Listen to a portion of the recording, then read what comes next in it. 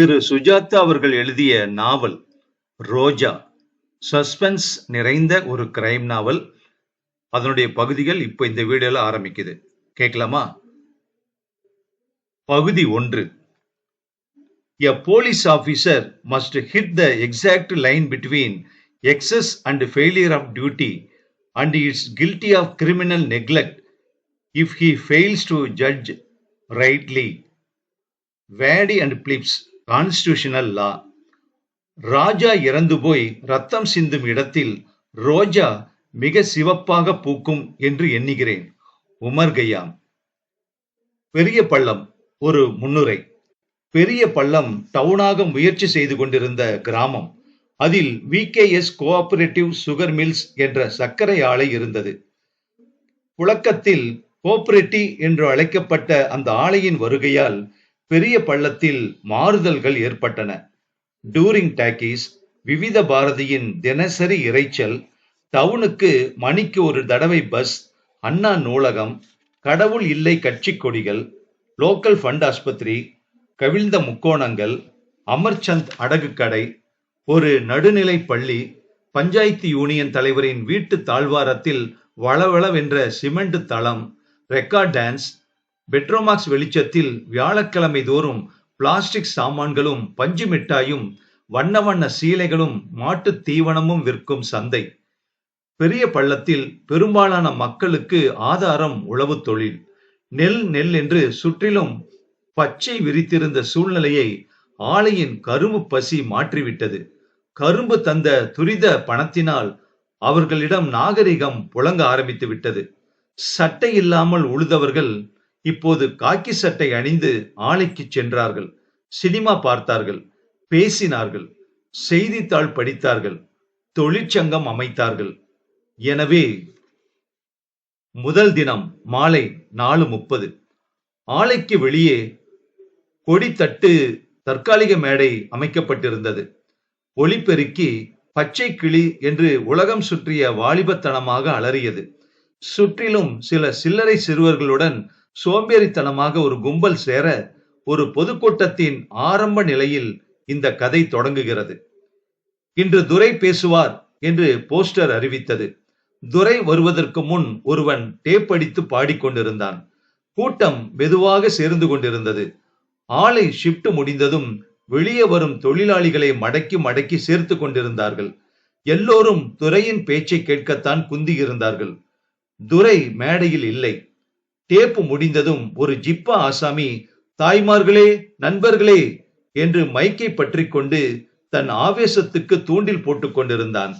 அப்போது ஒரு ஜீப் வந்து நிற்க, அதோ பாரா தொர என்று கூட்டத்தை சுற்றி சலசலப்பு ஏற்பட்டது. கூட்டம் சற்று இருகலாயிற்று. துரை படிய வாரிக்கொண்டு ஜிப்பா தொளதொள என்று அணிந்து கொண்டிருந்தான். 28 வயது இருக்கும். அடர்த்தியான கேசம், கன்னத்தில் படர்ந்த கிருதா, கழுத்தில் தெரியும் தங்கச் சங்கிலி. அவன் கண்கள் கலங்கி இருந்தன. காரணம், சற்று முன் அவசரமாக விழுங்கிய சாராயம். அது இல்லாவிட்டால் துரைக்கு பேச வராது. துரை தன் நாற்காலியில் உட்கார்ந்து கொண்டு எதிரே பொதுக்கூட்டத்தை நோக்கினான். அங்கங்கே நின்று கொண்டிருந்தவர்களை அமுக்கி அமுக்கி உட்கார வைத்துக் கொண்டிருந்தார்கள். ஜிப்பா பேச்சாளரின் சிலப்பதிகாரம் தடைப்பட்டு இத்துடன் என் சிற்றுரையை முடித்துக் கொண்டார். துரை தன் அருகில் இருந்த யூனியன் காரியதரிசி பெருமாள் என்பவருடன் பேசினான். இருவரும் சிரித்தனர். துரையின் பற்கள் வரிசையாக துல்லியமாக இருந்தன. கண்களில் கயமை தெரிந்தது. துரைக்கு கட்சி எதுவும் கிடையாது. துரை ஒரு பேச்சுக்கு போக வர செலவு போக 100 ரூபாய் வாங்குவான். அரசியல் அவன் தொழில். அவன் ஆயுதங்கள் அவனுடைய வார்த்தைகள். கல் தோன்றி மண் தோன்றா காலத்தில் இருந்து ஆரம்பித்த தமிழர் நாகரிகம் அவனுக்கு சாராய காசு தந்தது. திருக்குறள், சங்ககாலம், புரட்சி கவிஞர், எதுகை ததும்பும் தமிழ், நம் முன்னோர்களின் கற்பு, பொறுப்பு இவையெல்லாம் அவனுக்கு சோறு போட்டன. இருட்டில் நிழலான இடங்களில் அழகான பெண்களை தேடி அலைய வாய்ப்பளித்தன. துரை ஒரு திறமையான அரசியல் வேசி அல்லது வேசன். அவன் பேச்சை கேட்கலாமா? நம் கதைக்கு தேவை உள்ள வரையில் கேட்கலாம். கனைத்துக் கொள்கிறான். மைக்ரோபோனின் சீட்டி ஒளி தொடங்குகிறது. ஒளிபெருக்கி ஆசாமியை முறைத்து பார்க்கிறான் துரை. அவன் சீர்படுத்தும் வரையிலும் காத்திருக்கிறான். மைக்கை தன் உயரத்துக்கு ஏற்ப சரி செய்து கொள்கிறான். சற்று நேரம் மௌனம் நிலவுகிறது. சுற்றிலும் ஆ என்று வாய் திறந்து அவன் பேச காத்திருக்கும் மக்களை நோக்குகிறான். நாடு வாழ்க என்கிறான். தலைவர் அவர்களே, பெரியோர்களே, தாய்மார்களே, இவையெல்லாம் கிடையாது. இன்று தண்டலம் கிராமத்தின் வழியாக வந்தேன். கரும்பு காற்றில் அசைவதை பார்த்தேன். கரும்பின் இனிமையை யோசித்தேன். அது நமக்கு எதிரே நிற்கும் ஆலையின் சக்கரங்களுக்கு இடையில் அகப்பட்டு சக்கையாக பிழியப்பட்டு நம் நாடு இனிக்க இன்னுயிர் தியாகம் செய்வதை யோசித்தேன். அது செங்கரும்பு. மற்றொரு கரும்பு இருக்கிறது. அதுவும் ஆலையில் பிழியப்படுகிறது. தினம் தினம் பிழியப்படுகிறது. இந்த கரும்பில் இருப்பது சர்க்கரை அல்ல, ரத்தம்.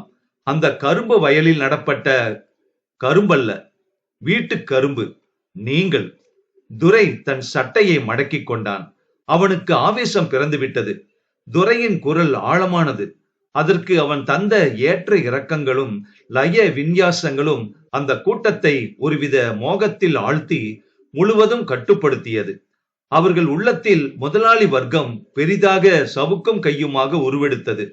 டைரக்டரின் காரில் பெட்ரோலுக்கு பதில் அவர்கள் ரத்தம் ஓடியது.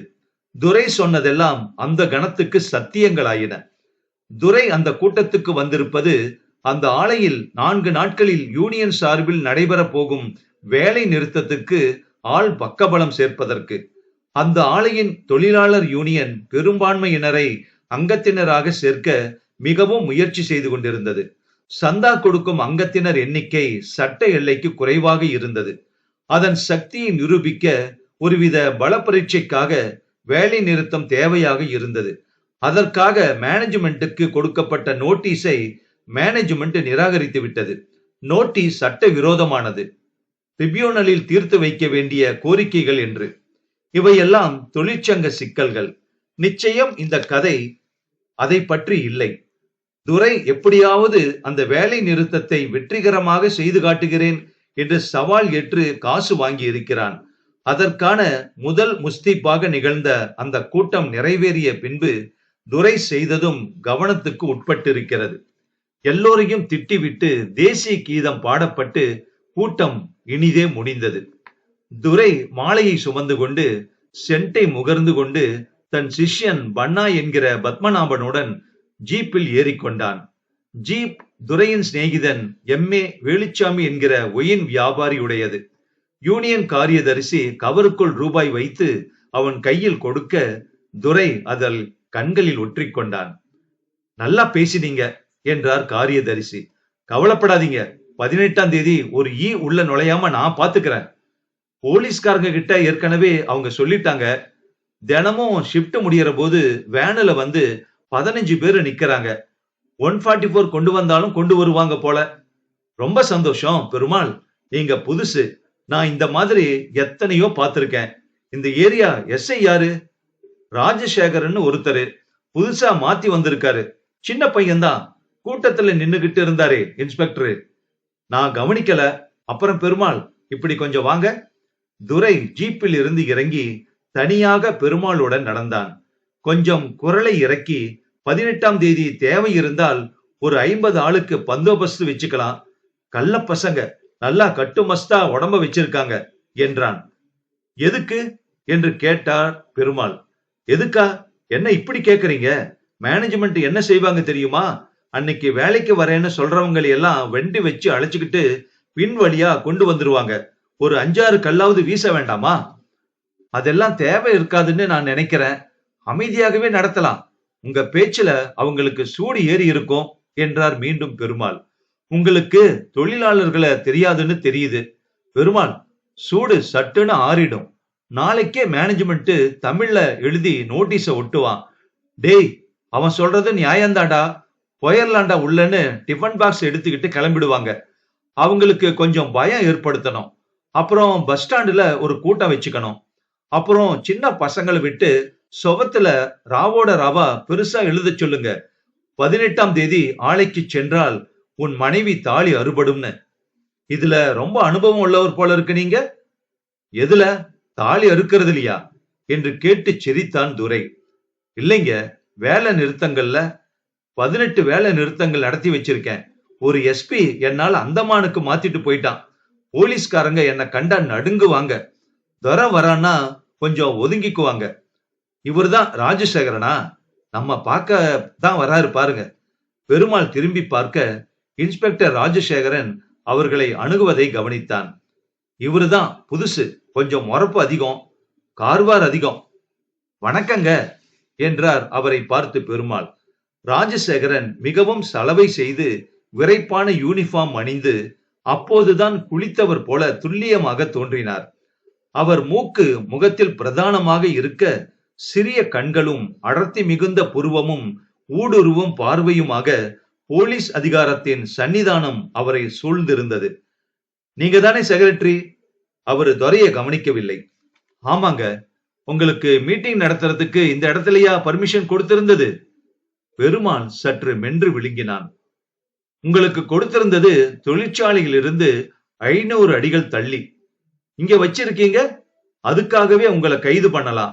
நீங்க கூட்ட வையுங்க, பேசுங்க, திட்டுங்க, அத பத்தி எனக்கு கவலை இல்ல.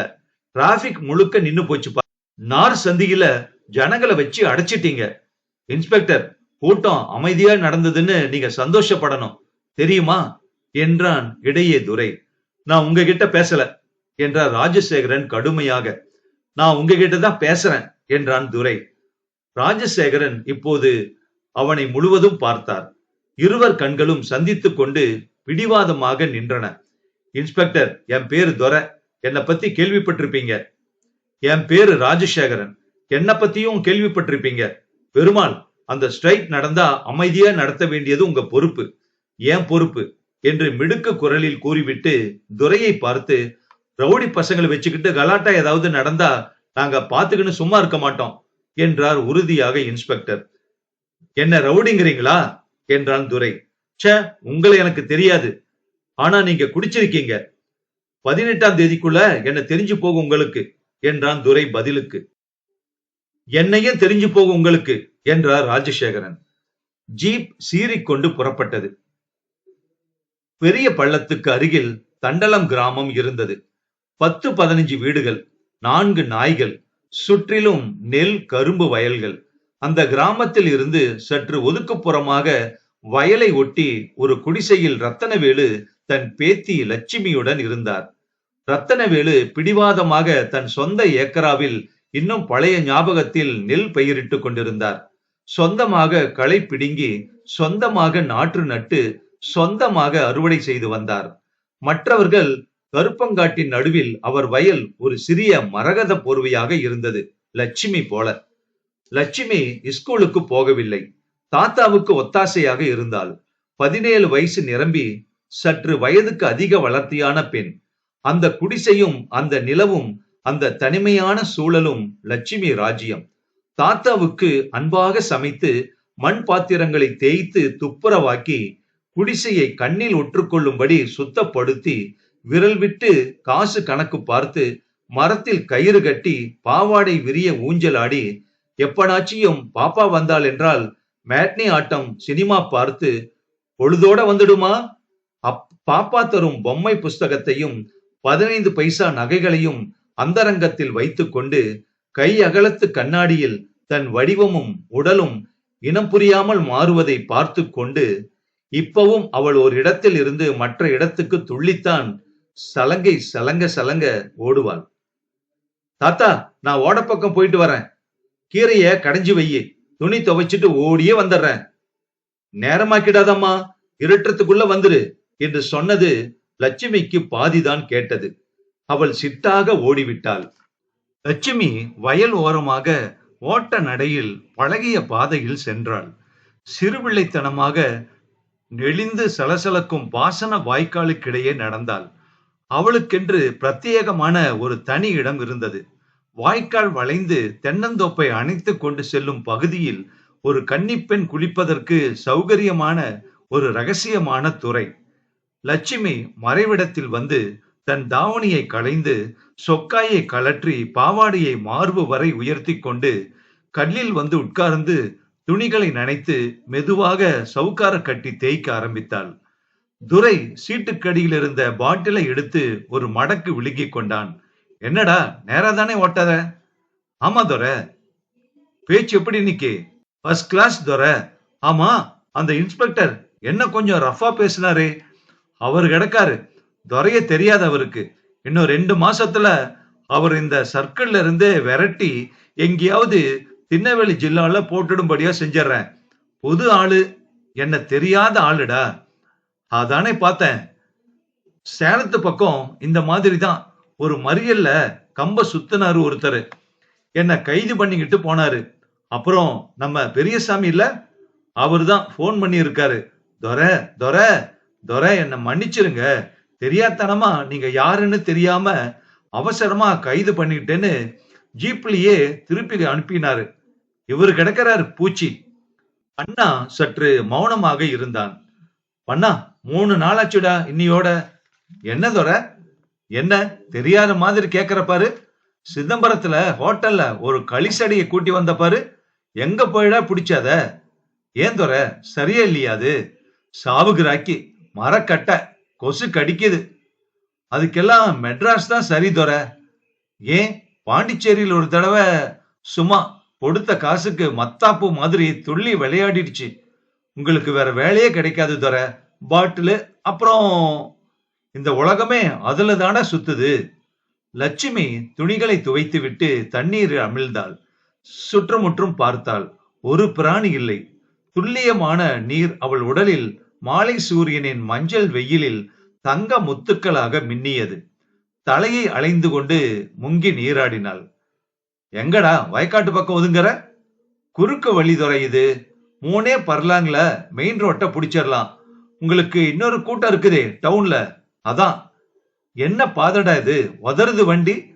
கொஞ்சம் தூரம் தான் துரை, பொறுத்துக்கோங்க. லட்சுமி உடலை உருவிக்கொண்டு ஏதோ ஒரு பாட்டு பாடிக்கொண்டு குளித்தாள். நனைந்த உடை அவள் உடலுடன் ஒட்டி கொண்டது. டேய் பண்ணா, நிறுத்துறா. என்ன துரை? ஏன் என்னாச்சு? நிறுத்துறான்னா? ஜீப்பை நிறுத்தினான் பண்ணா. பின்னாலே போ, மெல்ல போடா. என்ன துரை? நான் சொல்றதை கேளு. உனக்கு ஒன்ன காட்டுறேன் பாரு. பின்னால வண்டி கொண்டு போ. ஜீப் ரிவர்ஸில் சென்றது. நிறுத்து. வாய்க்கால் கரை பக்கம் மேடாக இருந்தது. சற்று தூரத்தில் வாய்க்காலின் நெளிவு தெரிந்தது. அங்க பாரு, மேக்கால பாரு என்றான் துரை. என்ன துரை? மேக்கால சூரியன்.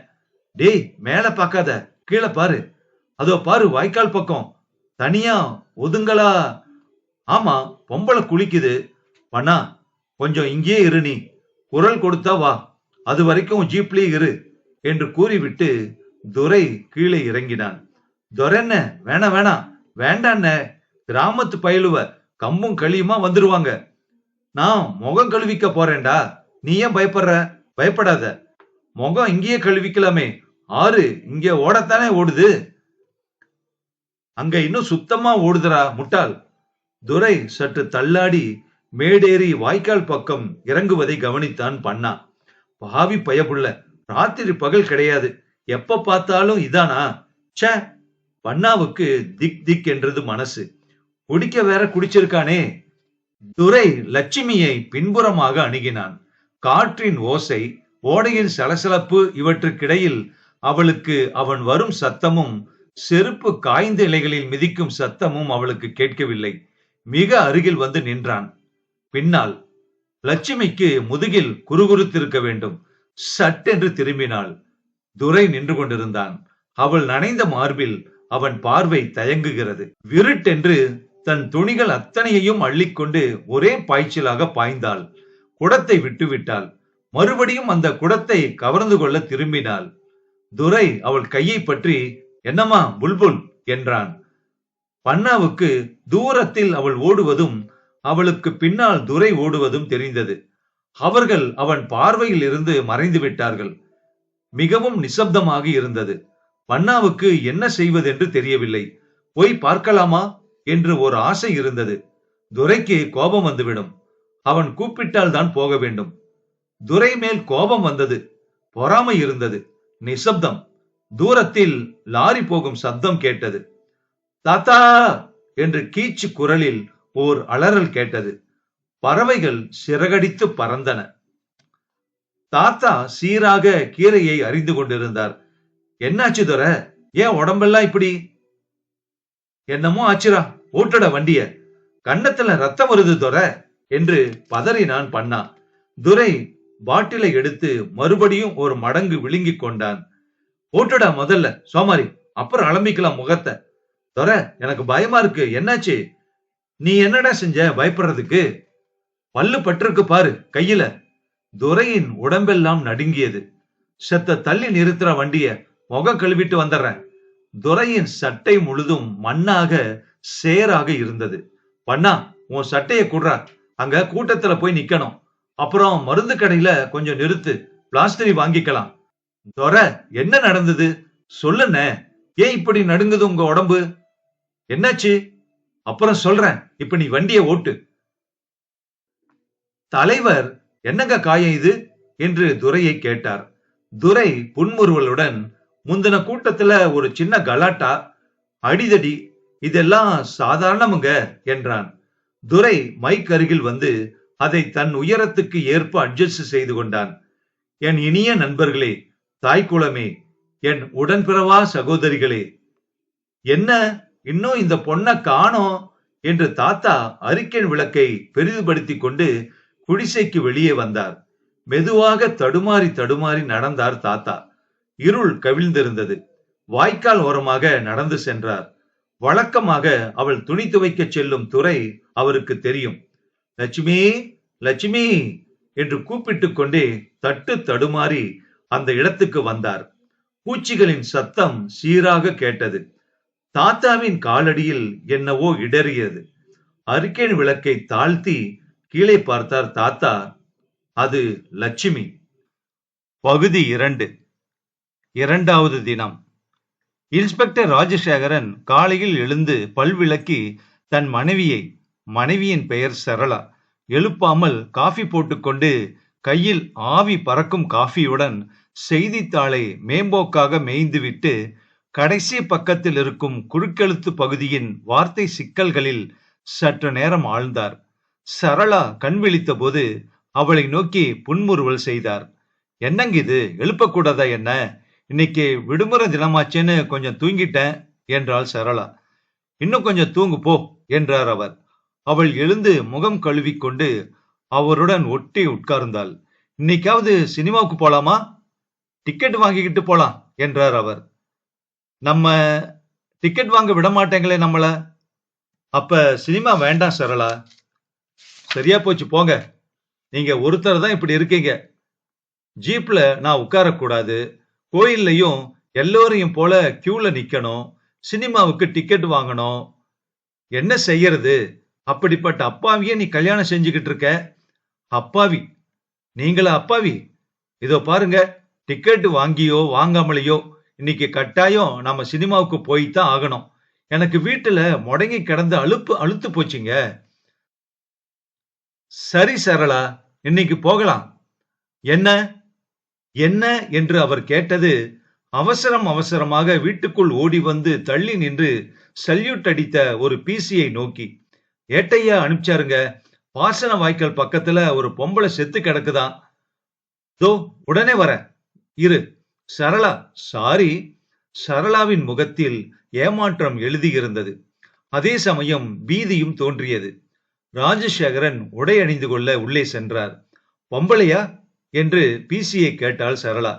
ஆமாங்கம்மா, தண்டலம் கிராமத்து பொண்ணு. என்ன வயசு இருக்கும்? சின்ன பொண்ணா? கொலை செஞ்சிட்டாங்களாமா? தெரியலீங்க, ஐயா வந்தா மேல வேலை நடக்கும். என்னப்பா அது அக்கிரமமா இருக்கு? சரளா, நான் வரதுக்கு லேட் ஆனாலும் ஆகும். நீ வேணா பக்கத்து வீட்டு பாட்டியை கூட்டிக்கிட்டு சினிமா போயிட்டு வா. அதானே சொல்ல வந்தீங்க? எத்தனை தடவை கேட்டாச்சு இத. ராஷ்டிரபதி பதக்கம் கிடைச்சா சரி உங்களுக்கு. Sorry sorry sorry Sarala. அப்ப 3 சாரி நான் வாங்கிக்க போறேன் என்றாள் அவள். ராஜசேகரன் ஜீப்பில் ஏறிக்கொண்டார். ஸ்டேஷனுக்கு போகணுமா சார்? வேண்டாம், நேரா போ. ஹெட் கான்ஸ்டபிள் அங்க போயிருக்காரா? ஆமாங்க. உடல் அங்க இருக்குதா? இல்லீங்க என்று பின்னால் இருந்த ஒரு கான்ஸ்டபிள் பதில் சொன்னான். உடம்ப ஏண்டா எடுத்தீங்க? இல்லீங்க சார், அந்த பொண்ணோட தாத்தா கிழவன் ஒருத்தன் ராத்திரியே அந்த உடலை பார்த்திருக்கான். அதை எடுத்துக்கிட்டு தடுமாறிக்கிட்டு வந்து குடிசையில போட்டுக்கிட்டு ராப்பூரா அழுதுகிட்டே இருந்திருக்கான். தாத்தால தான் தகவல் வந்துச்சு. மாட்டுக்கார பையன் ஒருத்த வந்து சொன்னான், உடம்பு குடிசையில இருக்குதுங்க, அங்க முதல்ல போலாங்களா? போலாம். குனிந்து குடிசைக்குள் நுழைந்தார் இன்ஸ்பெக்டர் ராஜசேகரன். கிழவன் தலையை முழங்காலுக்கு இடையில் வைத்துக் கொண்டு விசும்பிக் கொண்டிருந்தான். கிழவன் அயர்ந்திருக்க வேண்டும். ராஜசேகரன் அருகில் பார்த்தார். கால்கள் தெரிந்தன. கால்களில் கொலுசுகள் தெரிந்தன. உடல் ஒரு சிவப்பு துணியால் மூடியிருந்தது. சீராக தாத்தா என்று கூப்பிட்டார் ராஜசேகரன். தாத்தா, இன்ஸ்பெக்டர் ஐயா வந்திருக்காரு, அவர்கிட்ட சொல்லுங்க. தாத்தா கலங்கிய கண்களுடன் அவரை பார்த்தார். ஐயா ஐயா என்று குரல் கண்ணீரில் கரைய பேச ஆரம்பித்தார் அவர். ஐயா, 17 வயசு தாங்க ஆச்சு. எந்த கொலகார பாவியோ அப்படி அவளை சேதம் பண்ணி உடம்பெல்லாம். தாத்தா அந்த துணியை விலக்கி முகத்தை காட்டினார். அமைதியான முகம். மண்டை மயிரில் இரத்த திட்டு உறைந்திருந்தது. முகத்தில் நகைக்கீறல் தெரிந்தது. இந்த மாதிரியே உடம்பு பூராவும் காயங்கய்யா. இந்த பொண்ண ஒன்னும் தெரியாம நான் வளர்த்தேன். இந்த தை மாசம் கட்டி கொடுக்கலாம்னு குருவி மாதிரி பணம் சேர்த்தேங்கய்யா. தோ பாருங்க. பானைக்குள்ளிருந்து ஒரு மரப்பெட்டியை எடுத்து அதை திறந்து அதிலிருந்து 10 ரூபாய் நோட்டுகளை இறைத்தார். பின் குலுங்கி குலுங்கி அழுதார் அவர். ராஜசேகரன் தன் கண்களில் நிறைந்த நீரை பிரயத்தனப்பட்டு அடக்கிக் கொண்டார். தாத்தாவின் முதுகில் தட்டி கொடுத்து, தாத்தா, உங்களுக்கு ஆறுதல் சொல்ல என்னால இல்ல, எவனாலையும் முடியாது. இத செஞ்சவங்களை கண்டுபிடிச்சு தண்டனை கொடுக்கலாம். இனிமே என்ன தம்பி ஆகிறது? என் லட்சுமி போயிடுச்சு.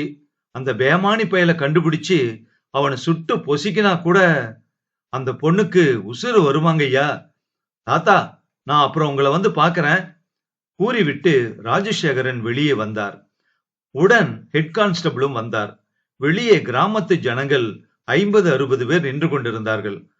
அருணாச்சலம், எந்த இடத்துல கிடந்துதான் உடம்பு? இங்கிருந்து 1.5 மைல் இருக்குங்க. வாய்க்கால் ஓரமா குளிக்க போயிருக்குது. கிழவன் சரியா பதில் சொல்லலைங்க. இன்னும் கொஞ்ச நேரம் ஆகும். சரி, அங்க போலாம் வாங்க. அப்புறம் அந்த தாத்தா கிட்ட சொன்னீங்களா உடம்ப ஆஸ்பத்திரிக்கு எடுத்துக்கிட்டு போக வேண்டியிருக்குன்னு? சொன்னேனுங்க, கொடுக்க மாட்டேங்கிறாரு. கேஸ் எழுதிக்கிட்டியா? எழுதிக்கிறேனுங்க.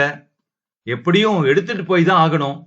பெரியவரு கொஞ்ச நேரம் கழிச்சு சமாதானம் ஆயிடுவார்னு நினைக்கிறேன். ஹெட் குவார்டர்ஸ் ஆஸ்பத்திரிக்கு வேற போன் பண்ணணும். முதல்ல நாம அங்க போய் பார்க்கலாம் வாங்க. வெளியில் தொங்கிய கயிற்று ஊஞ்சல் காற்றில் ஆடியது. வேலியில் இருந்த மரக்கிளை வரையில் ஒரு தாவணி உலர்த்தி இருந்தது. லட்சுமி வளர்த்த குட்டி நாய் ஒன்று தரையில் மூளையில் கட்டப்பட்டு சுழன்று சுழன்று வந்து வாளை ஆட்டிக் கொண்டிருந்தது. ராஜசேகரன் நிதானமாக தண்ணீர் துறையிலிருந்து துணி துவைக்கும் கல், சற்று மேல் ஏறும் கரை என்று ஒன்று விடாமல் ஆராய்ந்து கொண்டே நடந்தார். அவர் கையில் உடைந்த வளையல் துண்டுகள் சில இருந்தன. குடம் ஒன்று ஓரமாக தலை கவிழ்ந்து கிடந்தது. சகதியில் சிக்கி சில துணிகள் கிடந்தன. 15 பைசா நகை ஒன்று அங்கே கிடந்தது. கல்லில் உட்கார்ந்து அந்த இடத்தின் சுற்றுப்புறத்தை நோக்கினார். மறைவான இடங்க, இங்கிருந்து உறக்க சத்தம் விட்டா கூட கேட்காது. எவனோ தினமும் இது இங்கே வருதுன்னு தெரிஞ்சு வச்சிருக்கான். அந்த ஆளுதான் செஞ்சிருக்கணும். கிராமத்துல விசாரிச்சீங்களா என்றார் ராஜசேகர். கிராமமே கிழவன் வீட்டுக்கு வந்துருச்சு. எல்லாரையும் விசாரிச்சனுங்க. சின்ன கிராமங்க, 40-50 பேர் இருப்பாங்க. இளம் பயலுக ஒரு 8-10 பேர் இருக்காங்க. எல்லாரும் அந்த சக்கர ஆலையில வேலை செய்யறவங்க. நேத்து சாயங்காலம் துணி துவைக்க இங்க வந்திருக்குதுங்க. 7 மணி சுமாருக்கு கிழவன் போய் பார்த்திருக்காரு. கீழே கிடந்துச்சான். நேத்து சாயங்காலம் தான் நடந்திருக்கு. அப்படியா என்றார் ராஜசேகரன். இளம் பயல்களை எல்லாம் முதல்ல விசாரிச்சாங்க.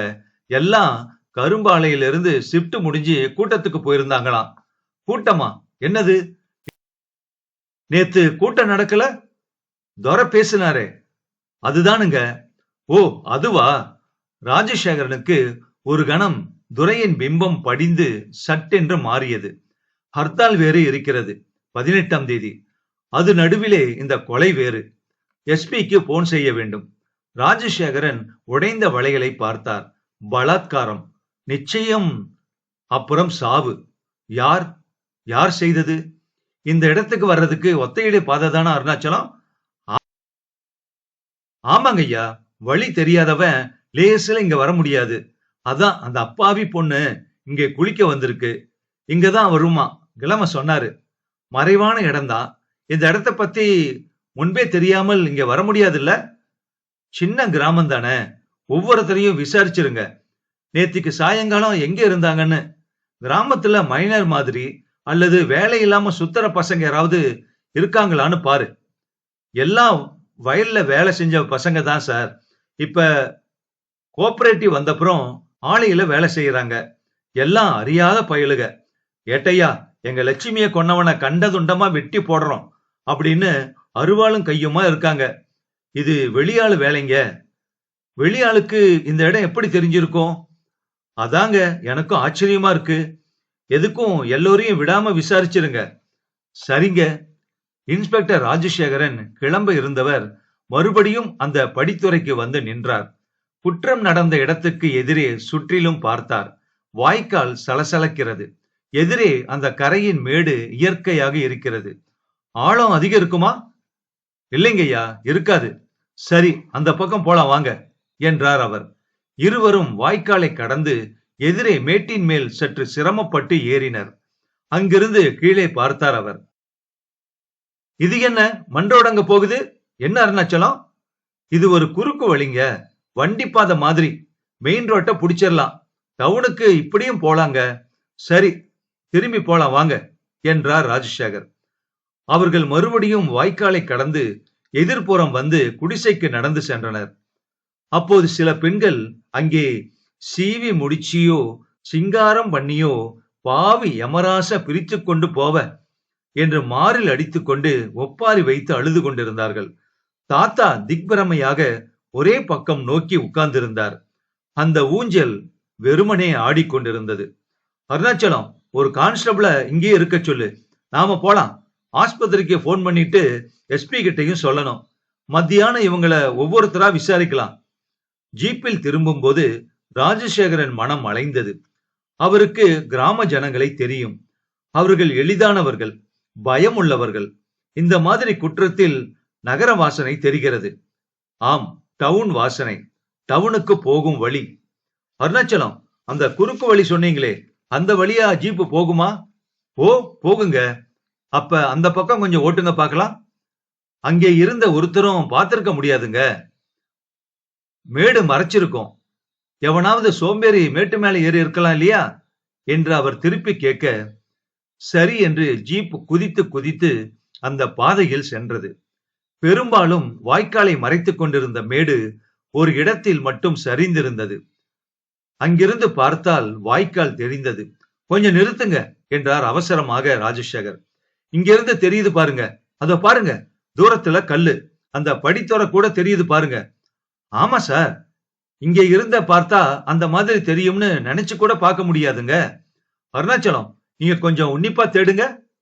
ராஜசேகரன் இறங்கி வாய்க்காலை நோக்கி நடந்தார். அங்கே அவர்கள் அரை மணி நேரம் தேடினார்கள். என்ன எதிர்பார்க்கிறேன்? பர்சா? பர்ஸ் ஒன்று அகப்பட்டு அதில் ஒரு விலாசம் சீட்டும் போட்டோவும் இருந்தால் எவ்வளவு சுலபம், அவ்வளவு எளிதாக முடிந்து விடுகிற காரியமா இது? ஆனால் அங்கே ஒன்றும் அகப்படவில்லை. சரி, போலாம் வாங்க. ஜீப் நகர்ந்து மெதுவாக முன் சென்று 2-3 தடவை முன்பின் சென்று திரும்பும் போது கூட ராஜசேகரின் கண்கள் மூடிக்கொண்டிருந்தன. கொஞ்சம் நிறுத்துப்பா என்றார் அவர். ராஜசேகரன் மறுபடியும் வண்டியில் இருந்து இறங்கினார். பாதை ஓரத்தில் முட்புதர்களில் ஒரு ரோஜா மலர் சிக்கிக் கொண்டிருந்தது. அதை மிக ஜாக்கிரதையாக எடுத்தார். சற்று வாடிய ஒரு ரோஜா.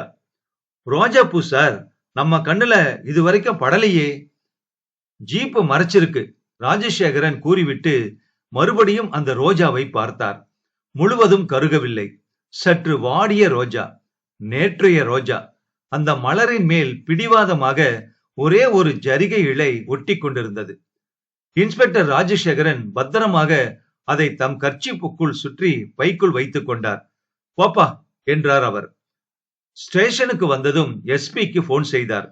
எஸ்பி அஃப்தாப் ஹுசேன் எடுத்த உடனே, ராஜசேகரன் உங்களைத்தான் நான் காண்டாக்ட் செய்யணும்னு 2 தடவை முயற்சி செஞ்சேன்.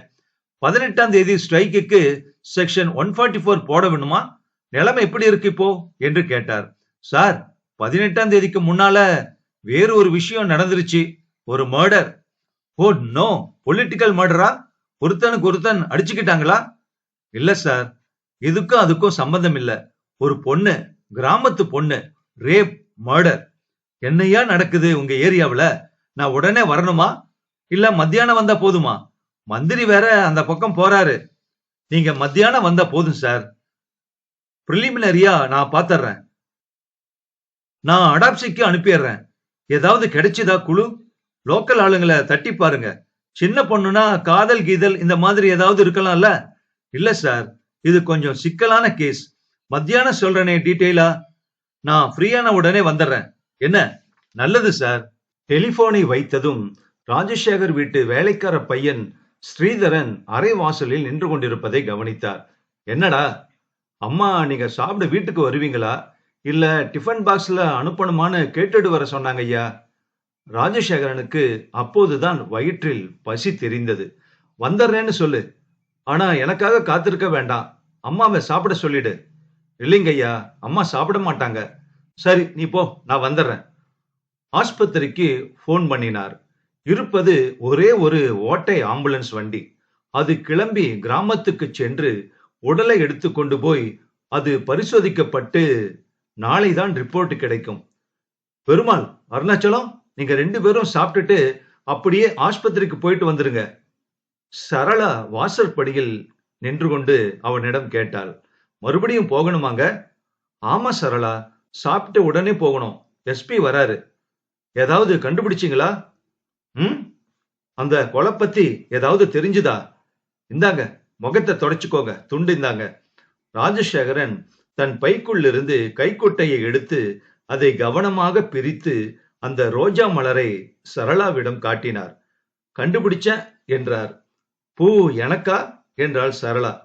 எனக்கு என்றார் ராஜசேகரன். சாப்பிட்ட உடனேயே ஸ்டேஷனுக்கு கிளம்பி விட்டார். எஸ்பிக்காக காத்திருந்தார். அஃப்தாப் ஹுசேன் வந்தபோது மணி 3:30 இருக்கும். ஹுசேன் சற்று குட்டையானவர். நரம்புகள் தெரியும் விசால நெற்றி. வருஷ கணக்கில் யோசித்து சுருங்கிய புருவங்கள். ஒரு தழும்பு. என்ன ராஜசேகரன், என்னதான் நடக்குது இந்த ஊர்ல? ஏதாவது கைது பண்ணும்படியா இருக்குதா கேஸு? இன்னும் இல்ல சார். பொண்ணுக்கு தெரிஞ்சவங்க, லவ்வர்ஸ் இப்படி எது உண்டா? சின்ன பொண்ணுங்க. உடம்ப ஹெட் குவார்டர்ஸ் ஆஸ்பத்திரிக்கு அனுப்பியிருக்குங்க. 18ஆம் தேதி ஸ்ட்ரைக் வேற இருக்குது. துரை வரானாமே. துரை தெரியுமா உங்களுக்கு என்று ராஜசேகர் எஸ்பியை கேட்டார். தெரியும், வம்புக்காரன். அவனை உள்ள தள்ளிட்டா எல்லாமே ஒழுங்கா நடக்கும். வேண்டாங்க, அதுக்கு தேவை இருக்காது. ரிசர்வுக்கு ஏற்பாடு செஞ்சிருக்கேன். எதுக்கும் நாளைக்கு சாயங்காலம் 144க்கு மாஜிஸ்ட்ரேட் ஆர்டர் ஒன்று வாங்கி வச்சுக்கலாம். என்ன ராஜசேகர்? இல்ல சார், மேனேஜ் பண்ணிடுவேங்க. கூட ஆள் அனுப்பி வச்சா போதும். அந்த சமயத்துல முன்னாலேயே அதிகமாக கைது பண்றது நமக்கு கூட டிஸ்அட்வான்டேஜ் தான். ஒவ்வொரு கைதிக்கும் ஒரு போலீஸ்காரர் போடணும். பயத்திலே நம்ம கொண்டு வந்துடலாங்க. பெரும்பாலும் கிராமத்து ஜனங்க, சட்டத்துக்கு கட்டுப்பட்டவங்க. உங்களுக்கு துரைய தெரியாது ராஜசேகர்? தெரியாதுதான் சார், ஆனா தெரிஞ்சுக்க போகிறேன். எனக்கு மறியலை பத்தி கவலை இல்லைங்க. அந்த பொண்ணுதான் என் மனசை உறுத்துது. சென்ஸ்லெஸ் மர்டர் என்றார் வருத்தத்துடன். மர்டர் தானா? அடாப்ஷன் ரிப்போர்ட் வந்துருச்சா? இல்ல சார், நாளைக்கு தான் கிடைக்கும்னு தோணுது. இப்பதான் போயிருக்கு. ஏதாவது குழு கிடைச்சுதா? நாம வாங்க அங்க போலாம், இடத்த பார்க்கலாம்.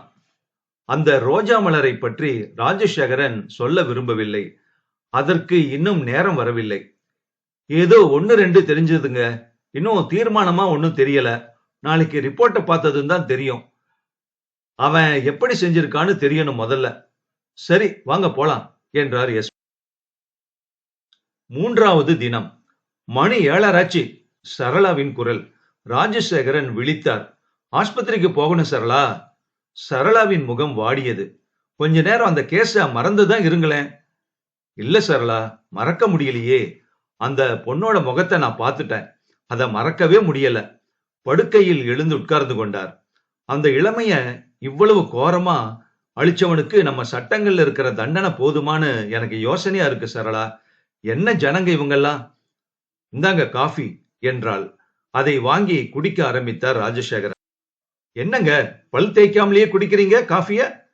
ஆமா பாரு, மறந்துட்டேன் என்று எழுந்தார். இந்த கேஸ தவிர வேற ஏதாவது ஞாபகம் இருக்கா உங்களுக்கு என்று தன் கணவனை கேட்டாள் சரளா. சிவில் அசிஸ்டன்ட் சர்ஜன் பழுப்பான ஃபாரத்தை நிரப்பிக்கொண்டே சொன்னார். Major injuries 3, minor 9. அவ இறந்தது கன்கஷனால சொல்லலாம். பின்பக்கமா பாறையில விழுந்ததுனால மண்டையில் அடிபட்டு ஸ்கல் உடைஞ்சிருக்கு. மார்புல நகம்பட்ட காயங்கள் இருக்கு. ரிப் ஒண்ணு உடைஞ்சிருக்கு. ரொம்ப லேட்டா கொண்டு வந்திருக்கீங்க சார். வெட்டுறது கஷ்டமா இருந்தது. டாக்டர், வஜைனல் ஸ்வாப் எடுத்தீங்களா? Oh yes, rape, clear rape. Evidence நிறைய இருக்கு. Thanks doctor. ஒரு கிழமை ஒருத்தன் உடம்ப கேக்குறான். அரை வாசல்லயே உட்கார்ந்து இருக்கான். கிளீனா தான் செஞ்சிருக்கேன். திருப்பி கொடுக்கணும்னா அப்படியே நாம கொடுத்துடலாம். ஸ்டேஷனுக்கு திரும்பி சென்றதும் அவர் தன் அறையில் மேஜை மேல் அந்த ரோஜா மலரை வைத்துக் கொண்டு சற்று யோசித்தார். அருணாச்சலம், கொஞ்சம் வாங்க என்று கூப்பிட்டார் அருணாச்சலத்தை. முந்தானேத்திக்கு வேற எங்காவது மீட்டிங் நடந்ததா தெரியுமா உங்களுக்கு? இல்ல சார், சக்கரால வாசல்ல நடந்ததே, அது மட்டும்தான். அருணாச்சலம், அந்த கூட்டத்துக்கு நானும் போயிருந்தேன், நீங்களும் வந்திருந்தீங்க. நான் அந்த கூட்டத்துல என்ன பார்த்தேன்னு சொல்றேன். ஏதாவது தப்பா இருந்தா நீங்க சொல்லுங்க. சரி சார். 4:30 மணிக்கு கூட்டம் தொடங்குச்சு இல்ல? ஆமா சார். சங்கு ஊதுன உடனே முதல்ல ஜிப்பா போட்டுக்கிட்டு ஒருத்தர் பேசினாரு. சரி சார். அதுக்கு முந்தி ஒரு ஆள் டேப் அடிச்சு பாடினா. சாமானியனின் யூனியன் இல்ல? குட் சார், நல்லா நீங்க கவனிச்சிருக்கீங்க. அப்புறம் துரை வந்தான். வந்த உடனே அந்த பேச்சுக்காரன் நிறுத்திட்டான் தன்னுடைய பேச்ச. துரை உடனே பேச ஆரம்பிச்சான். துரை 1 மணி நேரம் பேசியிருப்பான் இல்ல? அப்புறம் அந்த யூனியன் காரியதரிசி வந்தனம் சொன்னாங்க. ஜனகணமன வாசிச்சாங்க. அவ்வளவுதாங்க. நான் ஒன்னும் விடலையே அருணாச்சலம். இல்லைங்க சார். இல்ல அருணாச்சலம், உங்களுக்கு இன்னும் அப்சர்வேஷன் வேணும். ஒரு விஷயத்த நான் விட்டுட்டேன். அருணாச்சலம் யோசித்து, இல்லீங்களே, வேற ஒருத்தரும் பேசலீங்களே என்றார். பேச்சு இல்ல, நடுவுல துரைக்கு மாலை போட்டாங்களே, ரோஜா மாலை. அப்புறம் ஒரு செண்டு கொடுத்தாங்களே அவனுக்கு. ஆமா சார், எல்லா கூட்டத்திலையும் தானே மாலை போடுறாங்க. அதனால நான் அதை மறந்துட்டேன். அந்த கூட்டத்துல போட்ட மாலை கொஞ்சம் விசேஷமான மாலை, கவனிச்சீங்களா? அருணாச்சலம் அந்த ரோஜா பூவை பார்த்தான். சார், நீங்க சொல்றது இந்த பூ அருணாச்சலம், அது வெறும் ரோஜா இல்ல, அதோட ஒரு ஜரிகை இலை இருந்தது. அதுக்கு என்ன அர்த்தம்? அது மாலையில இருந்த ரோஜா. அன்னைக்கு கூட்டத்துல யாரு மாலை போட்டுக்கிட்டாங்க? துரைதாங்க. அப்புறம் கூட்டத்துல போனாங்களா? போறபோது மாலை எடுத்துக்கிட்டு போறத நான் பார்த்தனே. இத வச்சுக்கிட்டு சொல்லிட முடியுமா சார்? எவனாவது பூக்கடைக்காரன் மாலை கட்டிக்கிட்டு இந்த பக்கம் போயிருந்தா கூட பூ விழுந்திருக்கலாம். வாஸ்தவம் தான் அருணாச்சலம். எனக்கு ஒரு வித சந்தேகம் தான் தோணுது. பூ விழுந்து கிடக்குது. பூ ரோஜா பூ, மாலை பூ. அன்னைக்கு மாலை போட்டுக்கிட்டவங்கல்ல ஒருத்தன் துரை. அப்ப நாம் அந்த துரைய போய் பார்க்க வேண்டியது, அவ்வளவுதான். ஆமா, அவன் எந்த ஊருக்காரன் தெரியுமா உங்களுக்கு? அவன் டவுன் ஆசாமி சார். ஆனா இன்னைக்கு பெரிய பள்ளத்துக்கு வரான். நாளைக்கு மறியல் இல்லையா? யூனியன் ஆபீஸ்ல மத்தியானம் இருப்பான் சார். அவனை அன்னைக்கு நான் சந்திச்சேன். கொஞ்சம் மொறப்பாதான் இருந்தான், குடிச்சிருந்தான். அவனை மறுபடியும் சந்திக்க எனக்கு கொஞ்சம் ஆவலா கூட இருக்குது அருணாச்சலம். சார், இந்த கேஸ கண்டுபிடிச்சிடலாம்னு நீங்க நினைக்கிறீங்களா? முயற்சி பண்ணி பார்க்கலாம்னு நினைக்கிறேன். கிராமத்துல கொஞ்சம் ஆளுங்க கிட்ட ஸ்டேட்மெண்ட் வாங்கியிருக்கேன். எஸ்பி இன்னைக்கு மறுபடியும் வராரா சார்? ஆமா அருணாச்சலம், மத்தியானம் வருவாரு. அவருக்கு ஒரு ரிப்போர்ட் கொடுக்கணும். அதுக்குள்ள இந்த துரைய ஒரு தடவை போய் பாத்திரலாம்னு தோணுது எனக்கு. சரி சார், சாப்பிட்ட உடனே கிளம்பிடலாம். சரி, நீ என்னோட சைக்கிள் எடுத்துக்கிட்டு போ. சீக்கிரம் திரும்பி வா. இந்த ₹1 ஹோட்டல்ல போய் ஃப்ரீயா சாப்பிடுறேன்னு நான் கேள்விப்பட்டேன். அது வேண்டாம் இனிமே. என்ன அருணாச்சலம்? சரி சார். யூனியன் ஆபீஸில் ஆயுத பூஜைக்கு இட்ட சந்தனமும் குங்குமமும் இன்னும் அப்படியே இருந்தன. ரிஜிஸ்டர் நம்பர், பெயர் எழுதப்பட்ட வர்ணங்களில் இருந்தே யூனியன் ஏஐசிடியுவா அல்லது ஐஎன்டியூசியா என்று சொல்லிவிடலாம். உள்ளே அறையில் மேஜை போடப்பட்டு அதன் அருகில் பெஞ்சில் சிலர் பத்திரிகை படித்துக் கொண்டிருந்தார்கள். சுவரில் சர்க்குலர்கள், தலைவர்களின் படங்கள், வாசகங்கள். துரை ஓரத்தில் மேஜை அருகில் 4 பேருடன் கூடி பேசிக் கொண்டிருந்தான். பன்னா வெளியே நின்று கொண்டு நேவி ப்ளூ சிகரெட்டை பிடித்துக் கொண்டிருந்தான். காலையில ஷிப்ட் எத்தனை மணிக்கு? 7:30க்குங்க. 6:30க்கே 10 ஆளுங்க தொழிற்சாலை வாசல்ல நிக்கட்டும். சில பேர் முன்னால வந்தாலும் வந்துருவாங்க. முதல்ல சகோதரர்களே உள்ளே போகாதீர்கள்னு கேட்டுக்கணும். 100 அடி தள்ளியே இது நடக்கட்டும். நான் டவுன் ஹால்ல இருந்து 6 மணிக்கு ஊர்வலம் ஆரம்பிச்சு 7 மணிக்கு தொழிற்சாலைக்கு வந்துடுறேன். என்னடா பண்ணா? துரை, அந்த இன்ஸ்பெக்டர் வந்திருக்காரு. யாரு? அந்த ராஜசேகரனா என்றான் பெருமாள். எதுக்குடா? உங்களை பார்க்கணுமா? என்னையா என்றான் துரை. ஆமா. இரு பெருமாள், இதோ வரேன். துரை தன் லுங்கியை அரைக்கட்டாக கட்டிக்கொண்டான். விரல் இடுக்கில் பிடித்த சிகரெட்டை மிதித்து அணைத்தான். வெளியே வந்தான் துரை. ராஜசேகரன் ஜீப்பில் உட்கார்ந்திருந்தார். துரை வாசலிலேயே நின்றான். ராஜசேகரன் இறங்கி வந்தார். உங்களை தான் பார்க்கணும்னு வந்தேன் என்றார் அவர். எதை பத்தி கேட்டான் துரை. நாளைக்கு ஸ்ட்ரைக்க பத்தி, அப்புறம் இன்னும் சில விஷயங்களை பத்தி. இன்னும் சில விஷயங்கள்லாம் புரியல. முந்தா நாள் நீங்க இங்க கூட்டம் முடிஞ்சப்புறம் எங்க போனீங்க? டவுனுக்கு போனேன். அங்க இன்னொரு கூட்டம் இருந்தது. எப்படி போனீங்க? ஜீப்ல. எந்த வழியா? எனக்கு அதெல்லாம் ஞாபகம் இல்ல. நீங்க எதுக்கு இதெல்லாம் கேக்குறீங்க என்கிட்ட? சரி, உங்க முகத்துல என்ன காயம்? துரை தன் முகத்தை தடவிக்கொண்டான். உடனே தன் ஜிப்பாவின் மடக்கி இருந்த பாகத்தை விடுவித்துக் கொண்டு தன் வலது கையை மூடிக்கொண்டான். கையில கூட காய் ஏதாவது இருக்கே என்றார் ராஜசேகரர். இன்ஸ்பெக்டர், நீங்க எதுக்கு இதெல்லாம் என்ன கேக்குறீங்கன்னு எனக்கு புரியல. மிஸ்டர் துரை, தண்டலம் கிராமத்தில் இருந்த ஒரு பொண்ண யாரோ ஒரு ஆள் வந்து பலாத்காரம் பண்ண அவள் இறந்து போயிட்டா. முந்தா நேத்து சாயங்காலம். என்னது, இறந்து போயிட்டாளா? அவன் கேள்வியில் உண்மையான ஆச்சரியம் இருந்தது. ஆமா. பொண்ணா? ச்சே, டே பண்ணா, கேட்டியாடா இத? இந்த மாதிரி அக்கிரமங்கள்லாம் நடக்குது இப்போ. பண்ணா என்கிற பத்மநாபன் முகத்தில் ரத்தம் இழந்து நிற்பதை கவனித்தார் ராஜசேகரன். இன்ஸ்பெக்டர், நான் ஊரூரா பேச்சு பேச்சுன்னு சுத்துறவன். தண்டலம் கிராமம் எங்க இருக்குன்னு எனக்கு தெரியாது. அந்த வாய்க்கால் எங்க இருக்குன்னு எனக்கு தெரியாது. ஏதாவது தெரிஞ்சா நான் உங்ககிட்ட. மிஸ்டர் துரை, வாய்க்காலா? நீங்க தானே சொன்னீங்க ஏதோ வாய்க்காலை பத்தியா? இல்லவே இல்லையே. பின்ன யார் சொன்னாங்க? வாய்க்காலோ என்னவோன்னு? பெருமாள். ஆமா, பெருமாள் தான் யாரோடையோ இத பத்தி பேசிக்கிட்டு இருந்தாரு. எனக்கு வேற வேலை இருக்கு. நீங்க வேற ஏதாவது என்கிட்ட கேட்கணுமா? உடனே ராஜசேகரன், இல்ல, உங்களுக்கு நிறைய வேலை இருக்கும், நீங்க போங்க என்றார். துரை யூனியன் ஆபீஸுக்கு உள்ளே சென்று விட்டான். அவனுக்கு பாட்டில் தேவையாக இருந்தது. அப்போது ராஜசேகரன் ஜீப்பில் வந்து உட்கார்ந்து கொண்டார். அருணாச்சலம், துரை கூட ஒரு பையன் இருந்தானே, அதோ பாரு, அங்க போறானே, அவனை ஞாபகம் இருக்குதா? அவன் எப்பவும் துரை கூடவே இருப்பான் சார். வருவான் போவான். அன்னைக்கு ஜீப் ஓட்டிக்கிட்டு வந்தான். பண்ணா விடுவிடுவென்று நடப்பதை பார்த்தார்.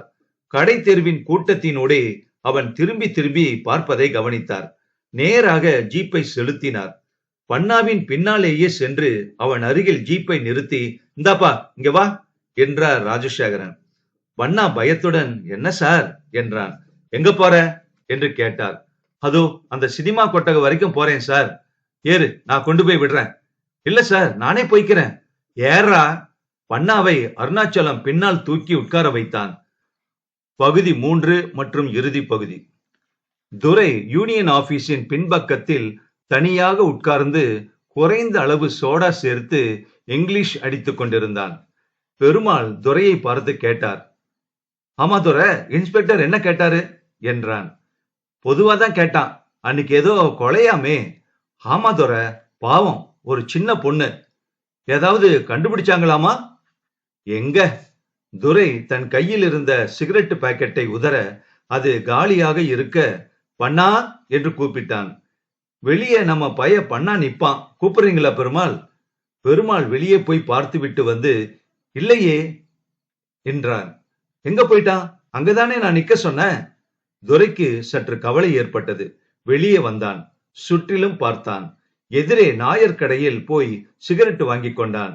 நம்ம பைய ஒருத்தன் வெடவெடன்னு ஒசரமா இங்க நின்னுகிட்டு இருந்தானே நாயர், அவனை பாத்தீங்களா? ஆளா? அவன் ஜீப்ல போய். ஜீப்பா? போலீஸ்காரங்க வந்ததில்ல, அவரு அழைச்சு போய். துரையின் போதை தெளிந்து விட்டது. உடனே உள்ளே ஓடினான். பெருமாள், பெருமாள் என்று கத்தினான். என்ன துரை, 4 ஆளுங்களை கூட்டிட்டு வாங்க. போலீஸ் ஸ்டேஷன் எங்க இருக்கு? ஏன் துரை? பண்ணாவ போலீஸ் ஸ்டேஷனுக்கு கூட்டிட்டு போயிட்டாங்களாம் அந்த இன்ஸ்பெக்டர். துரை போலீஸ் ஸ்டேஷனுக்குள் நுழைந்த போது ராஜசேகரன் மேஜை விளிம்பில் உட்கார்ந்து தேநீர் சாப்பிட்டுக் கொண்டிருந்தார். எதிரே பவ்யமாக பண்ணா நின்று கொண்டிருந்தான். இன்ஸ்பெக்டர், என்ன இது? இந்த ஆளை நான் நாள் முழுக்க தேடிட்டு இருக்கேன். பண்ணா, வாடா. இருங்க, இன்னும் கொஞ்ச நேரத்துல வந்துருவார் உங்க சிநேகிதர் என்றார் ராஜசேகர். இன்ஸ்பெக்டர், எந்த ஆதாரத்துல, எந்த சட்டத்துல நீங்க இந்த ஆளை இங்க கூட்டிகிட்டு வந்திருக்கீங்க? அத நீங்க கேட்க கூடாது. ஏன் கேட்க கூடாது? அவனை எப்படி நீங்க ஸ்டேஷனுக்கு கூட்டிட்டு வரலாம்? கைது பண்ணீங்களா? வாரண்ட் கொண்டு வந்தீங்களா? என்ன இது சர்வாதிகாரத்தனமா இருக்கு? நான் என்ன செஞ்சுட்டேன்னு இப்படி கத்துறீங்க இப்போ? அவராதான் ஜீப்ல வந்தாரு. ஏயா பத்மநாபன், நாங்க உங்களை என்று இன்ஸ்பெக்டர் கேட்டார். டேய் பண்ணா, எப்படா இங்க வந்த? நான் சினிமா கொட்டகைக்கு போறேன்னு சொன்னேன் தோற. ஜீப்ல போட்டுக்கிட்டு இங்க கூட்டிட்டு வந்துட்டாங்க. இன்ஸ்பெக்டர், இது தகாத காரியம். நான் கம்ப்ளைண்ட் கொடுக்க போறேன். ராஜசேகரன் இதை கவனிக்கவில்லை. எஸ்பி அஃப்தாப் ஹுசைன் உள்ளே நுழைய அவர் எழுந்து நின்று செல்யூட் அடித்தார். என்ன ராஜசேகரன், என்னப்பா தோற, ஒரே இறைச்சலா இருக்கு? நாளைக்கு செய்ய வேண்டிய கலாட்டாவுக்கு இது ஒத்திகையா? ஹுசைன் சார், நீங்க வந்துட்டீங்க. இந்த ஸ்டேஷன்ல அக்கிரமம் நடக்குது, அராஜகம் நடக்குது. போன 3 மணி நேரமா இந்த ஆளை உங்க இன்ஸ்பெக்டர் ஸ்டேஷனுக்குள்ள டிடைன் பண்ணி வச்சிருக்காரு, ஒரு விதமான வாரண்ட் எதுவும் இல்லாம. என்ன இது ராஜசேகரன் என்று அவரை எஸ்பி கேட்டார். டேய் பண்ணா, உன்னை அடிச்சாங்களாடா? தைரியமா சொல்லுடா என்றான் துரை. பிடிச்சு தள்ளினாங்க சார் என்றான் பண்ணா. அப்ப அடிச்சிருக்காங்க? சொல்ல பயப்படுறான் சார். என்ன இது, எனக்கு ஒண்ணுமே புரியல. ஆமா, யார் இந்த ஆளு? சார், நேத்து மர்டர் விஷயமா அந்த ஆளை கொஞ்சம் கேள்வி கேட்டேன், அதான் என்றார் இன்ஸ்பெக்டர். ஸ்டேஷனுக்கு எப்படி வந்தான்? நான் தான் சார் கூட்டிட்டு வந்தேன். இல்லீங்க, அடிச்சு உதைச்சி மிரட்டி இழுத்து வந்திருக்காங்க. என்னடா பண்ணா, சொல்லேண்டா? ஆமாங்க. யோ, பொய் சொல்லாத என்றான் அருணாச்சலம். அவனோட முகத்தை பாருங்க, வீங்கி இருக்குது என்றான் துரை கடுப்புடன். சார், அவனை நாங்க தொடக்கூட இல்ல என்றார் இன்ஸ்பெக்டர். ஹுசேன் சார், நான் கம்ப்ளைண்ட் கொடுக்க போறேன். இருங்க, என்ன நடந்தது இப்ப? சும்மா அலட்டிக்காதீங்க துரை.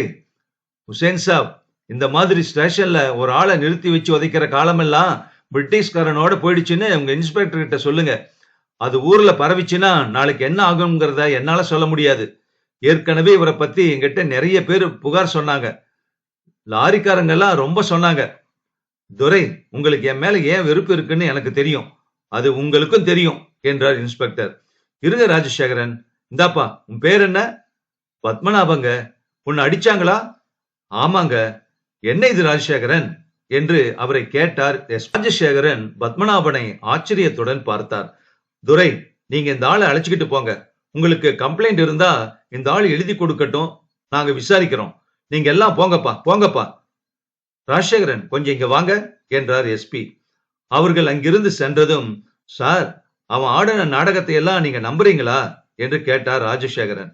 என்ன இது ராஜசேகரன், எல்லாத்துக்கும் ஒரு முறை இருக்குல்ல. யார் இந்த பத்மநாபன்? துரையோட ஆளு சார். அவன் எதுக்கு இங்க கூட்டிகிட்டு வந்தீங்க? உங்களுக்கு முதல்ல இருந்து விவரமா சொல்றேன் சார், அப்பதான் புரியும். துரை பண்ணாவை தனியாக ஒரு காஃபி ஹோட்டலுக்கு அழைத்துச் சென்றான். ஒரு மூலையில் காலியாக இருந்த மேஜையில் இருவரும் உட்கார்ந்து கொண்டார்கள். 2 காஃபி ஆர்டர் செய்து அது வந்ததும் பில்லை வாங்கிக் கொண்டு சர்வர் போனதும், சொல்லுடா பண்ணா என்றான் துரை. பண்ணாவின் விரல்கள் நடுங்க காஃபி கீழே சிந்தியது. துரை, அந்த ஆளு உன்னை சந்தேகப்படுறாரு. என்ன கேட்டான்? நீ என்னடா சொன்ன? அன்னைக்கு சாயங்காலம் கூட்டம் முடிஞ்சுதே, அதுக்கப்புறம் எங்க போனேன்னு கேட்டாரு. நான் டவுனுக்கு போனேன்னு சொன்னேன். ஜீப்பை யார் ஓட்டுனா? அந்த மாலைய எங்க வச்சுக்கிட்டு இருந்தீங்க அப்படின்னு எல்லாம் கேட்டான். மாலையா? ஆமாந்தோர, கூட்டத்துல மாலை போட்டாங்களே, அத பத்தி திருப்பி கேட்டான். அப்புறம் நம்ம கூட ஜீப்ல வந்த மாதிரி அவ்வளவு கரெக்டா சொல்றான் தோர. என்ன சொல்றான்? ஜீப்ப வாய்க்கால் கரை பக்கமா நிறுத்தினியா? அங்க ஒரு பொண்ணு குளிச்சுக்கிட்டு இருந்தத தூரத்துல இருந்து பாத்தீங்களா? அங்க 2 பேரும் போனீங்களா, இல்ல துரை மட்டும் தனியா போனானா? இப்படி எல்லாம். டேய், அதுக்கெல்லாம் நீ என்னடா சொன்ன? நானா? சேச்சே, நான் அப்படியெல்லாம் ஒண்ணுமே நடக்கல, இல்லன்னு தான் சொன்னேன். பெரிய பள்ளத்தை விட்டு நேரா டவுனுக்கு போனோம், அவ்வளவுதான் சொன்னேன். ஆனா அவன் கேட்கிற விதமே வேற மாதிரி இருந்தது துரை. எல்லாம் நடந்தது. அதுக்கப்புறம் என்ன செஞ்சீங்கன்னு திருப்பி திருப்பி அந்த இடத்த பத்தியே கேக்குறான். நீ என்னடா சொன்ன? தெரியாதுன்னு தான் சொன்ன. இருந்தாலும் கொஞ்சம் முன்ன பின்ன ஆயிடுச்சு. தொர, அவனுக்கு எப்படி தெரிஞ்சது தொர? போடா என்று கையை ஓங்கினான். அடிக்காத தொர. தொர, நீ பாக்குறது சரியில்லை. நான் சத்தியமா ஒண்ணுமே சொல்லல தொர. என்னை இதுல மாட்டி விட்டுறாத தொர. நான் புள்ள குட்டிக்காரன். அவன் மாலை நான் சொன்னான். மாலை என்கிட்ட தானே இருந்தது. ராத்திரி திரும்பி வர்றபோது 2 மாலை இருந்துச்சே. பூ ஏதாவது விழுந்திருக்குமோ என்று பண்ணா சந்தேகத்துடன் கேட்டான். சொன்னானா என்று துரை கேட்டான். நாம் அந்த இடத்துல இருந்ததுக்கு ஆதாரம் இருக்குதுன்னு சொல்றான். சும்மா விட்டுருக்கான் ரீலு. அப்படி ஏதாவது இருந்தா என்னையே கைது பண்ணலையா? அவங்கிட்ட ஆதாரம் எதுவும் இல்ல. சந்தேகம்தான் இருக்கும். பண்ணா, போலீஸ்காரங்க மறுபடியும் வந்து இத பத்தி கேட்டா நீ ஒரேடியா டேய், நீ ஏதாவது சொன்னதை எழுதிக்கிட்டாங்களா அப்ப? இல்ல தொர, ரொம்ப சிநேகமா தான் கேட்டான். தொடல என்ன? நீ எல்லாத்தையும் மறந்துரு. உன்னை ஸ்டேஷன்ல அடிச்சாங்க தெரியுமா? அடிச்சு ஸ்டேட்மெண்ட்ல கையெழுத்து போட சொன்னாங்க. தப்பு தப்பா சொல்ல சொன்னாங்க. அதுக்குள்ள நாங்க வந்துட்டோம். சரியா? இதுதான் நடந்தது. இதுதான் உண்மை. அதுதான் நிஜம். தெரியுதா பண்ணா? தெரியுது தொர. அந்த பொண்ணு போயிடுச்சான் தொர. என்னதான் செஞ்ச நீ? டேய், எக்கச்சக்கமா விழுந்துருச்சுரா. அல்பாயுசு. பண்ணா, அந்த பொண்ணுக்கான கதி உன்னுடைய தங்கச்சிக்கு ஆக வேண்டாம். புரியுதா என்று மிரட்டலாக சொன்னான். ஐயோ, புரியுது துரை எனக்கு. சரி, உண்மையா நடந்தது என்ன சொல்லு. ஸ்டேஷன்ல என்ன அடிச்சாங்க. ஸ்டேஷன்ல கையெழுத்து போட மிரட்டுனாங்க.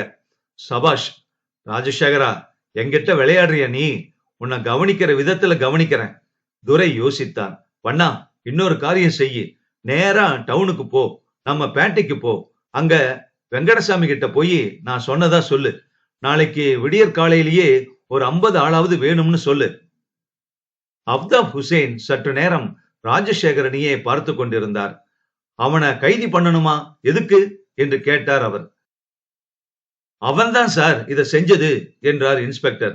என்ன எவிடன்ஸ் இருக்கு உங்க கிட்ட? இல்ல நம்ம கிட்ட? இந்த ரோஜா பூ, ஜரிகை இலை, அதானே? அந்த பத்மநாபனோட நான் பேசினேன் சார். Totally immaterial Rajasekar. அவன் ஒவ்வொரு வார்த்தையையும் டினைன் பண்ணுவான். ரெக்கார்ட் பண்ணீங்களா இல்ல பேசினீங்க? அவ்வளவுதான். அவன் என்ன சொன்னான்? முன்னுக்கு பின் முரணா சொன்னான். அப்படித்தானே சார்? ஆனா எல்லாமே நல்லா பொருந்தது. அவன் கூட்டத்தை விட்டு கிளம்புன சமயம், அவன் போன பாதை, அவனோட கன்னத்துல நகைக்கீரலை நான் பார்த்தேன் சார். அவன் கையில காயம் இருக்கு. அந்த ரோஜா பூ. ராஜசேகரன், நீங்க கொஞ்ச நேரம் இந்த கேஸ மாஜிஸ்ட்ரேட் கோர்ட்ல நடத்த போகிற ப்ராசிக்யூட்டிவ் இன்ஸ்பெக்டராக உங்களை நினைச்சுக்கோங்க. எப்படி நடத்துவீங்க? மெட்டீரியல் எவிடன்ஸ் என்ன? It can be any flower. எப்படி அந்த பூ அந்த சமயத்துல அவன் வச்சிருந்தது, அங்கு விழுந்தது அப்படின்னு எப்படி நிரூபிப்பீங்க? அப்புறம் என்ன? 2 காயங்கள். காயங்கள் அந்த பெண்ணால ஏற்பட்டதுன்னு எப்படி நிரூபிப்பீங்க? யாரு பார்த்திருக்காங்க? அந்த பத்மநாபன் கூட இருந்தானா? அவன் பார்த்தானா? பார்த்தா நான் பார்த்தேன், அவன் அந்த பொண்ணை பலாத்காரம் செஞ்சான்னு சாட்சியம் சொல்லுவானா? எதுக்காக கொல்லணும்? நீங்களே கொஞ்சம் முன்னாடி பாத்தீங்க. நீங்க தொடவே இல்ல அவனை. ஆனா அடிச்சான்னு சொன்னானே அந்த பையன். அவன் எதுக்காக உண்மை சொல்லணும்? நீங்க தரப்போற சாட்சியங்கள் எத்தனை? ஒரு ரோஜா, 2 காயங்கள். போதுமா ராஜசேகர்? ராஜசேகரன் யோசித்தார். போதாது சார் என்றார் மெல்ல. ஆனா அவன்தான் சார். அவனேதான். எனக்கு குற்றவாளிகளை தெரியும். அவன் கண்ணுல தெரியுது. உடம்புலயும் ஒவ்வொரு எலும்புலையும் நான் இதை உணர்றேன் சார். அமானுஷ்யமாக அவன்தான். போதாது ராஜசேகர். நீங்க இதுவரையில கண்டுபிடிச்சதன் மூலம் நான் என்ன நினைப்பேன் தெரியுமா? துரைங்கிறவன் அதை செஞ்சிருக்கலாம், அவ்வளவுதான். சார், நம்ம சட்டங்கள் மிகவும் குறை உள்ளதா இருக்கு சார் என்றார் தயங்கியபடியே. இல்ல ராஜசேகர், நம் சட்டங்கள் பெரும்பாலான சமயங்கள்ல பெரும்பான்மையான குற்றங்களை தண்டிக்க உதவுது. எல்லா குற்றங்களுக்கும், எல்லா நல்ல காரியங்களுக்கும் தாக்கு பிடிக்க கூடியவர் ஒருவரே ஒருவர் அல்லவா? நாளைக்கு மறியலை பத்தி கொஞ்சம் பார்க்கலாமா என்று கூறி முடித்தார் எஸ்பி. 4ஆம் தினம் ராஜசேகரன் கனவில் அந்த தாவணி, ஊஞ்சல், அந்த சலங்கை, அந்த கிழவன், விசிறி எறிந்த நோட்டுகள், உடைந்த வளையல்கள், ஒற்றை ரோஜா. ரோஜா இரத்த மலராக விரிந்தது. ஒரு புதிய உயிருடன் அதன் இதழ்கள் மெதுவாக விரிந்து கொண்ட ஆளரவமே இல்லாத மிக காலியான தெருவில் அவர் தம் கால் பூட்ஸுகள் ஒலிக்க நடந்து கொண்டிருந்தார். எதிரே சூரியன் மெதுவாக தண்ணீரில் அமிழ்ந்து கொண்டிருக்க அது முழுவதும் முங்கியதும் அவருக்கு அதீத சோகம் ஏற்பட்டது. அலார கடிகாரம் அடித்து விழித்தார். சரளா முன்பே எழுந்து விட்டிருந்தாள். அவள் சப்தம் சமையல் அறையில் கேட்டது. இன்று வேலை நிறுத்தம் என்ற ஞாபகம் வந்ததும் உடனே பல் தேய்த்து முகம் கழுவிக்கொண்டு வந்தார். என்னங்க, இன்னைக்கு தானே மறியல்? ஆமா, ஸ்ட்ரைக். அடிதடி நடக்குமா ஏதாவது? ஆஹா, நடக்காதுன்னு நினைக்கிறேன். எத்தனை மணிக்கு திரும்பி வருவீங்க? சாப்பிட வந்துட்டு நான் மறுபடியும் போகணும். ஆனா எனக்காக நீ காத்திருக்காத. சரளா பேசவில்லை. ஏன் சரளா பேசல? எனக்காக காத்திருக்காத. புருஷன் சாப்பிட்டதுக்கு அப்புறம் தான் மனைவி சாப்பிடணுங்கிறதெல்லாம் திருவள்ளுவரோட போயிடுச்சு. சரிங்க. அவள் குரலில் அலுப்பு தொனித்தது. இத பாரு, நாளைக்கு இதெல்லாம் முடிஞ்ச உடனே லீவ் எடுத்துக்க போறேன். எக்கேடு கட்டு போகட்டும். எவன் எவனை கொன்னா எனக்கென்ன? ஒரு நாளைக்கு உனக்காக ஒரு நாள், நாளைக்கு அது. சாயங்காலம் மறுபடியும் ஞாபகப்படுத்துறேன். அப்ப இத சொல்லுங்க பாக்கலாம். நீ வேணா பாரேன். எனக்கும் அழுத்து போச்சு சரளா. அந்த பொண்ணை கொன்னவன் யாருன்னு எனக்கு தெரியுது. மத்தவங்களுக்கு தெரிவிக்க முடியல, நிரூபிக்க முடியல. சட்டத்துக்கு, கோர்ட்டுக்கு அதை தெரிவிக்க முடியல. அதான் எனக்கு ரொம்ப வருத்தமா இருக்கு. யாருங்க அது? எவனோ ஒருத்தன். அவனை நான் கைது பண்ண முடியாத வரைக்கும் எவனா இருந்தா என்ன? சிஆர்பிஆர் புஸ்தகத்துல அவனை கைது பண்றதுக்கு விதி இல்ல. பத்தல. சரி விடு சரளா. நீங்க அந்த ஆளை கண்டுபிடிச்சிட்டீங்களா? கண்டுபிடிச்சிட்டேன். ஆனா ஒன்னும் பிரயோஜனம் இல்ல. சாட்சிகளே கிடையாது. நாளைக்கு என்னுடைய சரளாவோட முழு நாளும் வீட்லயே இருக்க போறேன். தேவலியே என் ராசா என்று சந்தோஷப்பட்டாள் சரளா. ஆலைக்கு வெளியே அரைவட்டமாக ஹெல்மெட் அணிந்த போலீசார் நின்று கொண்டிருந்தனர். அவர்களில் பெரும்பாலானோர் கையில் களி வைத்திருந்தார்கள். சிலரிடம் துப்பாக்கி இருந்தது. அருகே போலீஸ் ஜீப்பில் ரேடியோ அமைந்திருந்தது. கருநீல வானில் மேலும் சிலர் உட்கார்ந்து கொண்டிருந்தார்கள். ராஜசேகரன் ஜீப்பின் அருகில் நின்று கொண்டு ஹுசேனுடன் பேசிக் கொண்டிருந்தார். கண்ணீர் புகை ஜெல்கள் தயாராக இருந்தன. துப்பாக்கிகளில் தோட்டாக்கள் இருந்தன. பெரிய பேனர்களும் அட்டையில் எழுதிய வாசகங்களுமாக சுமார் 100 பேர் கத்திக் கொண்டிருந்தார்கள். இன்குலாப் ஜிந்தாபாத், தொழிலாளர் ஒற்றுமை ஓங்குக. ஆலையின் டைரக்டர் உள்ளே இருந்தார். ஆலையின் பாதுகாப்பு அதிகாரி ஹுசேனுடன் நின்று கொண்டிருந்தார். ஆலையின் கம்பி கதவுகள் மூடியிருந்தன. சுவர்களில் ஆளுயர எழுத்துக்கள் எல்லோரையும் திட்டின.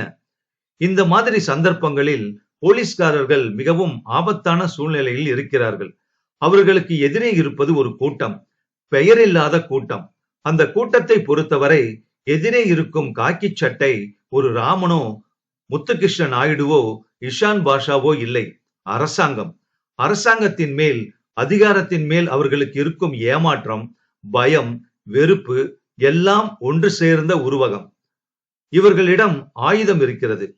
அவர்களிடம் ஆயுதம் இல்லை. இவர்கள் குறைந்த எண்ணிக்கை, அவர்கள் எண்ணிக்கையில் அதிகப்படியானவர்கள். இந்த சூழ்நிலையின் அடிப்படையில் ஒரு வெடிகுண்டு போன்ற ஆபத்தான அமைப்பு இருக்கிறது. நான் ஒரு போலீஸ்காரனாக இருந்தால் எனக்கு எதிரே இருக்கும் முகமற்ற நூற்றுக்கணக்கான தலைகளையும் அவை ஒன்று சேர்ந்து செய்யும் கோஷத்தையும் கண்டு கலவரப்பட்டிருப்பேன். அவர்கள் நிதானமாக இருந்தார்கள். ஹுசேன் சிகரெட்டு பிடித்தார். ராஜசேகரன் தரையில் பூட்ஸ் காலால் வட்டங்கள் வரைந்து கொண்டிருந்தார். தம்மை அறியாமல் ஒரு வட்டத்தின் நடுவில் கையில் இருந்த கோலால் ஒரு ரோஜா வரைந்தார். அப்போது ஜீப்பின் மேல் நடுநாயகமாக உட்கார்ந்து கொண்டு, கழுத்தில் மாலை அணிந்து கொண்டு, சேவித்துக் கொண்டு துரை ஊர்வலமாக அவர்களை நோக்கி வர, அவனை சூழ்ந்து அவன் பின்னே சுமார் 1000 பேர் தருவிக்கப்பட்ட ஆவேசத்துடன் வாழ்க கூச்சல்களும் ஒழிக கூச்சலுமாக வந்தார்கள். போலீஸ்காரர்கள் தயாரானார்கள். துரைக்கு அருகிலே இருந்தவர்கள் உள்ளூர்காரர்கள் இல்லை. அவர்கள் கையில் கம்பும் களியும் வைத்திருந்தார்கள். இரும்பு பூணும் முரட்டு செருப்பும் அவர்கள் நல்ல காரியத்துக்காக வரவில்லை என்பதை தெரிவித்தன. துரை குனிந்து அவர்களை கூப்பிட்டான். வெங்கடசாமி என்றான். என்ன துர? அதோ பாரு, அந்த ஜீப்புக்கு பக்கத்துல தனியா நிக்கிறானே, கீழே குனிஞ்சுக்கிட்டு, தெரியுதா? ஆமா தெரியுது துர, அவன்தான். சரி துர. டேய் சங்கிலி. போலீஸின் அரைவட்ட சங்கிலி இறுகியது. புதிதாக வந்தவர்களின் உற்சாகத்தில் சோர்ந்து போயிருந்தவர்களின் குரல் எழும்பியது. இங்கிலீஷில் தமிழில் எழுதப்பட்ட அட்டைகள் நடனமாடின. அந்த தலைகள் கொஞ்சம் கொஞ்சமாக கிட்டே கிட்டே நெருங்கின. போலீஸ் அமைத்த அரை வட்டம் சற்று குறுக ஆரம்பித்தது. குறுகிய அரை வட்டத்தை பெரிதுபடுத்த அவர்கள் முயன்றார்கள். மனித வெள்ளத்தையே நடுவே பிரித்து துரைக்கு வழிவிட்டார்கள். துரையின் பின்னால் பெருமாள் வந்தான். ராஜசேகரன் சற்று பின்தங்கி வந்தார். அந்த அரைவட்ட இடத்தை ஸ்திரமாக வைத்திருப்பது மிகவும் கஷ்டமாக இருந்தது. அடிக்கடி அதன் வடிவம் மாறிக்கொண்டிருந்தது. எல்லோருக்கும் எச்சில் உலர கத்தும் ஆவேசம் ஏறியிருந்தது. இப்பவும் நிலைமை மோசமாகவில்லை. துரை அவர்களில் இருந்து விடுபட்டு முன்வந்தான். அவன் மட்டும் ராஜசேகரனை பார்த்து வணக்கம் என்றான். தன் மாலையில் இருந்த ஒரு ரோஜாவை எடுத்து அவருக்கு கொடுத்தான். ஜனங்கள் கை தட்டினார்கள். துரையை மிக அழகாக நோக்கினார் ராஜசேகரன். உன்னை யார் பெற்றார்கள்? யார் வளர்த்தார்கள்? எந்த பள்ளியில் படித்தாய்? எப்படி ஒரு பெண்ணை சேதம் செய்துவிட்டு கொன்றுவிட்டு 2 நாட்களில் புன்முறுவலுடன் தெரிந்தே அந்த ரோஜாவை எனக்கு கொடுக்கிறாய்? எப்படிப்பட்ட மிருகம் நீ? வணக்கம் உசேன் சார், நாங்க கலாட்டா செய்யலாம் வரல. 10 பேரு டைரக்டரை போய் பார்க்க விடுங்க போதும். இந்த பெட்டிஷனை கொடுத்தா போதும் என்றான் துரை. யூனியன் காரியதரிசி மட்டும் போனா போதும் சார் என்றார் ராஜசேகரன். இல்லைங்க, துரையும் வருவாரு என்றார் பெருமாள். என்னடா சொல்றாங்க போலீஸ் என்று அங்கே ஒரு குரல் கேட்டது. உள்ள விட மாட்டாங்களாம். நம்ம நியாயமான கோரிக்கைகளை கொடுக்க விட மாட்டாங்களாமா? ஏய் என்றான் ஒருவன். அவர்களுக்கு மிக அருகில் இருந்தார் ராஜசேகரன். அவர் பதற்றப்படவில்லை. ஒருத்தர் 2 பேர் போனா போதும், 10 பேர் போகணும் என்றான் துரை பிடிவாதமாக. சங்கிலி முன்னவாடா. ஹெல்மெட் போலீசார் மிகவும் கஷ்டப்பட்டு இந்த மனித அலைக்கு அணை போட்டுக் கொண்டிருந்தார்கள். உசேன், ராஜசேகரன் 10 பேரை விடுங்க, கூட கான்ஸ்டபிள்களை அனுப்பி உள்ள கூட்டிட்டு போகலாம் என்று உத்தரவிட்டார். ராஜசேகரன் உசேனை ஏமாற்றத்துடன் பார்த்தார். போலீஸ் சங்கிலி கொஞ்சம் விலக்கப்பட்டு துரை, பெருமாள் உள்பட 10 பேர் தபதபவென்று வட்டத்துக்குள் வந்தனர். 10 பேருடன் நிற்கவில்லை. 15 பேர், 20, 50. விடுபட்டவர்கள் உள்ளே ஆலையை நோக்கி ஓடினார்கள். அவர்களை சில போலீஸ்காரர்கள் துரத்தினார்கள். Police circle சிதறுண்டது. அங்கெங்கே பீய்த்து கொண்டு மக்கள் உள்ளே வந்து விட்டார்கள். இப்போது அந்த இடம் கலைக்கப்பட்ட தேனீ கூடு போல மாறிவிட்டது. உசேன் எச்சரிக்கை தந்தார். ராஜசேகரன் உரத்த குரலில் கத்தினார். தடியடி பிரயோகத்துக்கு ஆணையிட்டார். எங்கிருந்தோ கற்கள் பறந்தன. பாதுகாப்பு அதிகாரியின் முகத்தை சிதைத்தது ஒரு கல். ராஜசேகரன் முரட்டுத்தனமாக தம்மை அந்த சூழலில் இருந்து விடுவித்துக் கொள்ள முயன்ற போது தம்மை சுற்றி சுமார் 50 பேர் குவிந்திருப்பதை பார்த்தார். உசேன் உடனே நிலைமையின் தீவிரத்தை உணர்ந்து ஷூட் ராஜசேகரன் ஷூட் என்றார். ராஜசேகரன் ரிவால்வரால் வானத்தை நோக்கி சுட்டார். அவர் மண்டையில் இரும்பு பூன் போட்ட கம்பு வெடித்தது. தோளில், உடம்பில், மார்பில். இப்போது நிலைமையை விவரிப்பது கஷ்டமாக இருந்தது. கண்ணீர் புகையின் வெண்மேகங்கள், துப்பாக்கி ஒளி, எதிரொலி, கண்ணா பின்னாவென்று ஓடும் ஜனங்கள். நெற்றியில் வழிந்த ரத்தம் ராஜசேகரனின் கண்களை மறைத்தது. இருந்தும் எதிரே ஓடும் துரையை பார்த்து விட்டார். ராஜசேகரன் குறிவைத்தார், சுட்டார். ஓடும் துரை அப்படியே மடங்கி விழுவதை பார்த்ததும் தான் அவர் ஞாபகம் தப்பியது. முடிவுரை. மாலை பெரிய பள்ளத்தில் 24 மணி நேர ஊரடங்கு உத்தரவு போட்டிருந்ததால் பெரும்பாலான கடைகள் மூடி கிடந்தன. தெருவில் நடமாட்டம் ஒன்றுமில்லை. ஒரே ஒரு ஆள் மட்டும் வேகமாக நடந்து பாதி மட்டும் திறந்திருந்த ஒரு ஹோட்டலுக்கு உள்ளே குனிந்து நுழைந்து கூப்பிட்டான். ஹோட்டல் முதலாளி வேஷ்டியை மடக்கி கொண்டு ஒரு அறையை விட்டு வெளியே வந்து, இன்னைக்கு கடையெல்லாம் பந்து, ஒண்ணு கிடையாது என்று கூறினார். நான் சாப்பிட வரலைங்க ஐயரே, கொஞ்சம் ரேடியோ போடுங்க, மாநில செய்திகள்ல சொல்றாங்களாம் இன்னைக்கு காலையில நடந்த மறியல் பத்தி. அப்படியா என்று அவர் ஸ்டூலை எடுத்து போட்டுக்கொண்டு அதன் மேல் ஏறி ரேடியோவை இயக்கினார். அது சூடு பெற்று அதன் பச்சை கண் ஒன்று சேர்ந்ததும் பேசியது. டேஷ் ஜில்லாவில் பெரிய பள்ளத்தில் இன்று காலை ஒரு சர்க்கரை ஆலையின் முன் நடந்த ஆர்ப்பாட்டத்தில் போலீசார் சுட்டதாக தகவல் தெரிகிறது. 2 பேர் இறந்ததாகவும் 18 பேருக்கு காயம் என்றும் சொல்லப்படுகிறது. இறந்தவர்களில் ஒருவர் போலீஸ் இன்ஸ்பெக்டர் ராஜசேகரன் என்றும் மற்றொருவர் தொழிலாளர் தலைவர் AK துரை என்றும் தெரிகிறது. முதலமைச்சர் அது பற்றிய அவசர விஷயமாக சட்டசபையில் பேசும்போது அந்த சம்பவம் பற்றி நீதி விசாரணை செய்யப்படும் என்று அறிவித்தார். சுஜாதா எழுதிய நாவல் ரோஜா முற்றும். இந்த நாவல் சம்பந்தப்பட்ட கருத்தை கமெண்ட் பாக்ஸ்ல பதிவு பண்ணுங்க. நன்றி.